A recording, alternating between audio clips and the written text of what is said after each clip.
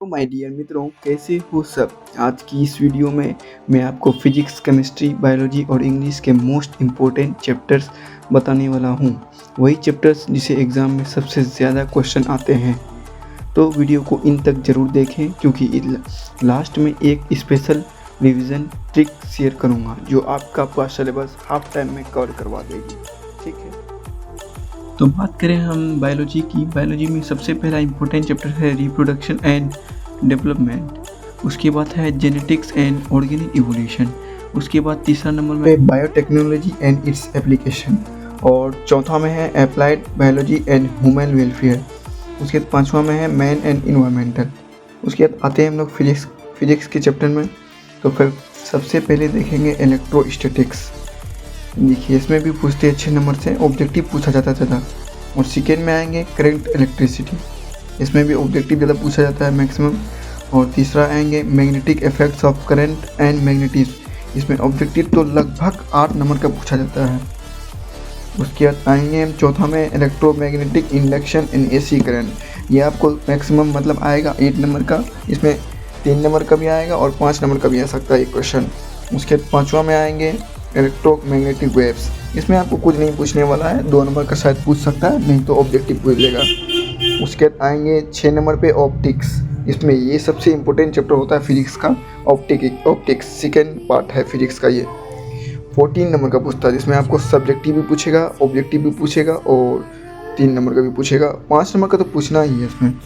और 7वां में पूछेगा dual nature end of matter and radiation. Dual nature ये तो आपको पढ़ना ही पड़ेगा, क्योंकि इसे ऑब्जेक्टिव पूछते हैं।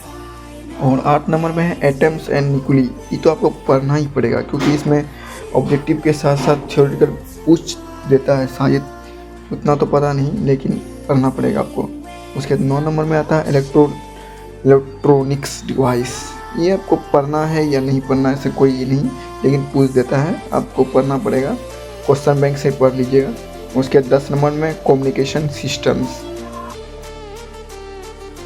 हाँ, तो अब चलिए केमिस्ट्री में। केमिस्ट्री में सबसे पहला चैप्टर लेंगे हम लोग सॉलिड स्टेट, क्योंकि सॉलिड स्टेट से जो पूछते हैं सवाल बिहार बोर्ड वाले, इसका तो लेवल ही अलग है। तो सेकेंड नंबर में आएंगे सॉल्यूशन ये तो पढ़ना ही पड़ेगा आपको, केमिस्ट्री का फर्स्ट पार्ट है ये।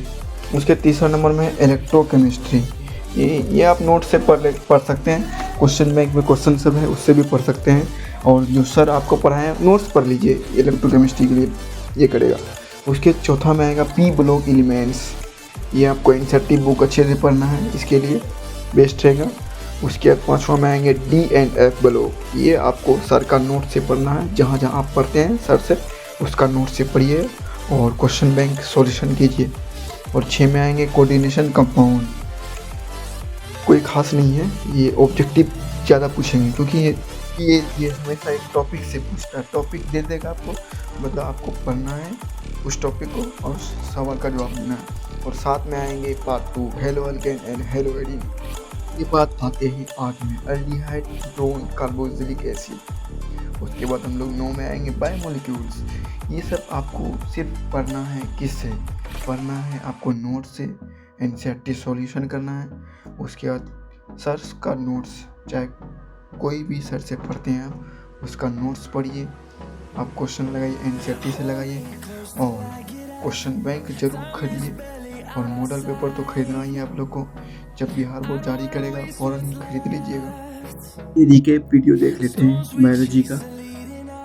रिप्रोडक्शन 1 2 3 4 6। उसके बाद फिजिक्स का 1 2, इसका तो इम्पोर्टेंट ही फिजिक्स, क्या ही बात करें इसका। और आएंगे केमिस्ट्री का तो लेवल ही अलग है।